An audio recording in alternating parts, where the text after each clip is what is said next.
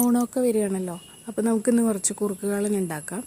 അപ്പോൾ ഇതിന് വേണ്ടിയിട്ട് നമ്മൾ കായയും പച്ച നേന്ത്രക്കായയും ചേനയും കുറച്ച് വലിയ കഷ്ണങ്ങളായി അരിഞ്ഞ് ഈ കായും ചേനയും വേവാൻ ആവശ്യത്തിനുള്ള വെള്ളം ഒഴിച്ചു കൊടുക്കുക. കുറച്ച് മഞ്ഞൾപ്പൊടി ഇട്ട് അടച്ചു വെച്ച് നന്നായി വേവിക്കുക. ഇടയ്ക്കൊന്ന് തുറന്ന് ഇളക്കി കൊടുക്കണം.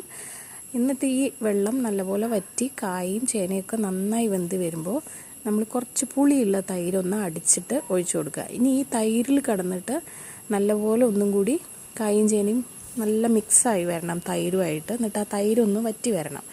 അപ്പോൾ ആ സമയത്ത് നമുക്ക് കുറച്ച് തേങ്ങയും അതുപോലെ കുരുമുളകും പച്ചമുളകും കൂടി നല്ല മഷി പോലെ അരച്ചെടുക്കാം. ഇതിപ്പോൾ നമ്മുടെ തൈരൊക്കെ നല്ല പോലെ വറ്റി വന്നിട്ടുണ്ട്. കുറച്ച് പുളിച്ച തൈര് തന്നെ എടുക്കണേ.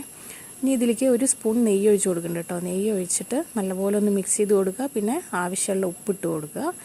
അതിനുശേഷം നമ്മൾ അരച്ച് വെച്ചിരിക്കുന്ന കുരുമുളകും തേങ്ങയും പച്ചമുളകിൻ്റെയും കൂട്ട് ഇതിലേക്ക് ഇട്ട് കൊടുക്കുക. നല്ല മഷി പോലെ അധികം വെള്ളമില്ലാതെ അരച്ചെടുക്കണം. എന്നിട്ട് നന്നായിട്ടൊന്ന് മിക്സ് ചെയ്ത് കൊടുക്കുക. നല്ലപോലെ മിക്സ് ചെയ്ത് കൊടുക്കണം. ഉപ്പൊക്കെ പാകമാണോ എന്ന് നോക്കുക. പിന്നെ ഇത് ഈ ഒരു പരുവത്തിലേക്ക് ആവണം കറി. നമ്മളിങ്ങനെ സ്പൂണിൽ കോരിയെടുക്കുമ്പോൾ ഇങ്ങനെ വീഴണം. അതാണ് കുറുക്കുകാളൻ്റെ ഒരു പരുവം. പിന്നെ അതിലേക്ക് കുറച്ച് വെളിച്ചെണ്ണയിൽ കടുക്, ഉലുവ, കറിവേപ്പില, വറ്റൽമുളകൊക്കെ കൂടി വറുത്തിടുക. കുറച്ച് കായും ഉലുവയും പൊടിയും കൂടി ഇട്ട് കൊടുത്താൽ കുറച്ചും കൂടി ടേസ്റ്റ് ആയിരിക്കും കേട്ടോ.